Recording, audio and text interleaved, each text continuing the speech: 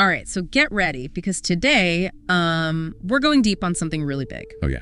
It's the most sacred name in Judaism. Okay. It's a name that's actually never spoken. Interesting.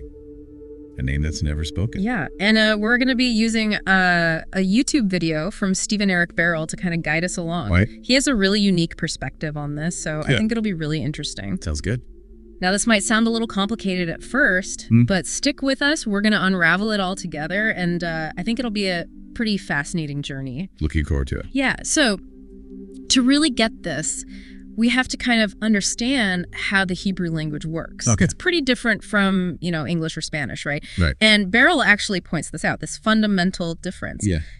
Spanish uses vowels, A, E, I, O, U, simple. Easy. But Hebrew is built on consonants, and get this. Okay. It uses what are called silent letters to kind of indicate vowel sounds. So these silent letters, which are aleph, Hey, Vav, and Yud, they actually hold the key to understanding the mystery of God's name.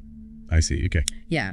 And what's really wild is that these silent letters, they can actually change their sound depending on where they are in a word. Oh, wow. And Barrell uses a great example. Okay. He uses the Hebrew word for mom, which is ima. Okay. And the same letter, aleph, it appears twice in the word, right? But it makes a different sound each time. Okay. So at the beginning of ima, it sounds like I. Okay. But at the end, it's more like ah. Interesting. So it's a simple example, but it shows how these seemingly silent letters actually drive the whole pronunciation. Oh, that's fascinating. So this is really important because it brings us to the 4 Hebrew letters that represent God's name. Okay. And that is YHVH, or the Tetragrammaton. The Tetragrammaton. And here's the crazy part. What's that? All 4 of these letters are silent. Oh, wow. So it's like this huge linguistic puzzle. Right. How do you pronounce a name with no vowels? Yeah. It's tough. Definitely. And then you have to factor in the Masoretes. So these were ancient Jewish scribes who were like super meticulous. They wanted to add vowel markings to Hebrew texts to make sure that everybody was pronouncing everything correctly. Right. But, and here's where it gets really interesting. Okay. They left God's name unpointed. Unpointed. Meaning no vowel. So they didn't know how to say it either. They couldn't even agree on how to say it. Wow. And it wasn't a mistake. Right. It was a deliberate choice. Okay. Because they had so much respect and there was so much mystery surrounding this name that they just didn't even want to try. I see. And Barrell argues that this points to an even deeper truth. Which is? The pronunciation itself isn't really what matters. It's the meaning behind the name. Oh, the meaning. It's a really radical idea when you think about it. Yeah. Because we're so used to associating names with how they sound, right? Totally. But here, it's like, it's something much deeper. It's going beyond the literal to the conceptual. Yeah, exactly. It reminds me of the story of Moses at the burning bush. Right. When Moses asks God for his name, God replies with, yeah, Asher, yeah. Asher, yeah. And it's often translated as, I am that I am. Right. But if you look at the Hebrew, it's actually closely connected to the words for to be and existence, which is Havaya. Havaya. So it's not just about being, it's about the very essence of existence. Wow. So God's name isn't really about how it sounds, Right. It's more about existence itself. It's like an embodiment of the infinite and the eternal. Exactly. Now, of course, people have tried to pronounce the name throughout history. Yeah, I bet. We have Yahweh, which is probably the closest to the original pronunciation. Okay. And then Jehovah, that's more of an adaptation for like European languages. Right. And then you have some Bibles that just use Lord as a placeholder. Just to get around it. Yeah, because it is really difficult. But here's where it gets really interesting. Okay. Barrell points out that you can actually find traces of God's name hidden in other biblical names. Oh, really? Yeah, like take Hezekiah, for example. Hezekiah. Okay. It's pronounced Yehezkiyahu in Hebrew. Yehezkiyahu. Or Elijah, Eliyahu. Eliyahu. And that ayah ending, Yeah. that's actually a shortened form of God's name. Wow, I never noticed that. It's like a little echo woven right into the names. Oh, that's cool. And you see the same thing with names that start with J, Okay. which were originally Yo or Yehu in Hebrew. Interesting. So again, it's like these echoes of the divine name popping up. Right. And even a word as familiar as hallelujah Hallelujah. contains God's name.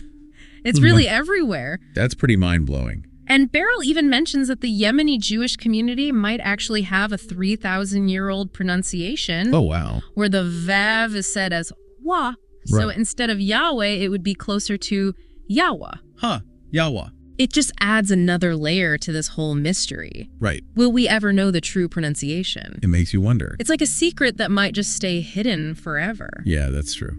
So I think it's really important to kind of take a step back here. Okay. And remember, this key takeaway, God's name isn't really about a sound. Yeah. It's about an idea. An idea. Okay. The idea of eternal, unutterable existence. It really challenges how we think about names and language in general. It really does. And it makes you think, what about you? Me? Yeah. Are there words or names in your own life that hold a lot of meaning, even if you don't say them out loud? That's a good question. And how does understanding God's name kind of change your perspective on language and its power? I think it does in a lot of ways, actually. I've never really thought about it like that before. It's pretty fascinating. It really is. It is. Yeah. It's a lot to think about.